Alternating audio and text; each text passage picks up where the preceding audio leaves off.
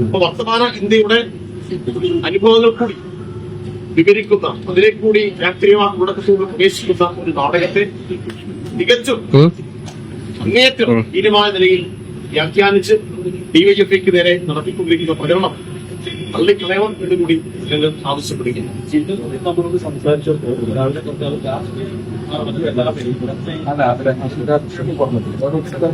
മാധ്യമങ്ങൾ കാണുന്നു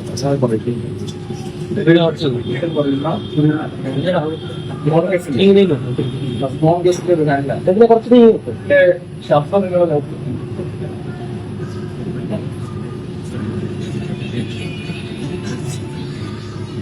ഈ പാട്ടാണ് കൊടുക്കുന്നത്. നമ്മൾ കണ്ടോ ഞങ്ങളുടെ ഇങ്ങനെ കൊടുക്കുക വലുതായിട്ട് വേറെ പാട്ടിട്ട് വസ്തുതീകരിച്ച് ഡിവൈഎഫ്ഐയുടെ സംസ്ഥാന നേതാക്കന്മാരുടെയും ഇടതുപക്ഷ നേതാക്കന്മാരുടെയും ഒക്കെ ചിത്രം കൊടുക്കുക. അറിയില്ലെങ്കിൽ വക്രീകരിച്ച് ഇവർ ഓരോരുത്തരുടെയും ഇംഗിതത്തിന് അവരുടെ മനോവൈകൃതത്തിനനുസരിച്ച് ഇതിനെ അങ്ങ് പ്രചരിപ്പിക്കുക. എന്നിട്ട് ഞങ്ങളുടെ സമ്മേളനത്തെ മോശമാക്കി കാണിക്കുക, ഡിവൈഎഫ്ഐയെ മോശമാക്കി കാണിക്കുക. അതിന്റെ രാഷ്ട്രീയമൊക്കെ സലോദിയുടെ സൂചിപ്പിച്ചു. ഈ രാജ്യം ചർച്ച ചെയ്തുകൊണ്ടിരുന്ന, ഇപ്പോഴും ചർച്ച ചെയ്യേണ്ട പ്രസക്തമായ ഈ കാലഘട്ടത്തിൽ ഒരു ആവിഷ്കാരത്തെ എന്തിനാണ് ഇങ്ങനെ ചിത്രീകരിക്കുന്നത്? ഇതൊക്കെ ഉത്തരവാദിത്തപ്പെട്ട കോൺഗ്രസിന്റെയും മുസ്ലിം ലീഗിന്റെയും ബിജെപിയുടെയും ഒക്കെ നേതാക്കളാണ് ഇങ്ങനെ മോശമായി ചിത്രീകരിക്കുന്നത്. ഇത് ഞങ്ങളുടെ കേന്ദ്ര കമ്മിറ്റി അംഗം ചിന്താ ജെറോമിന്റെ ഫോട്ടോ വെച്ച്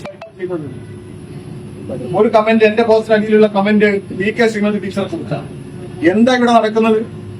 ഇതിനൊരു നിയന്ത്രണം വേണ്ടേ? എന്ത് തോന്നിവാസവും വിളിച്ചു പറയുന്ന തരത്തിലേക്ക് എങ്ങനെയും ഒരു കലാകാരിയെ അപമാനിക്കുകയും അതുപോലെ തന്നെ ഇതിനെ മറ്റ് ചിത്രങ്ങളിൽ വെട്ടിയൊട്ടിച്ച് പല രീതിയിൽ പ്രചരിപ്പിക്കുക ഈ സോഷ്യൽ മീഡിയയിലൂടെ. ഇതിന് കയറൂരി വിട്ടു കൊടുക്കുക.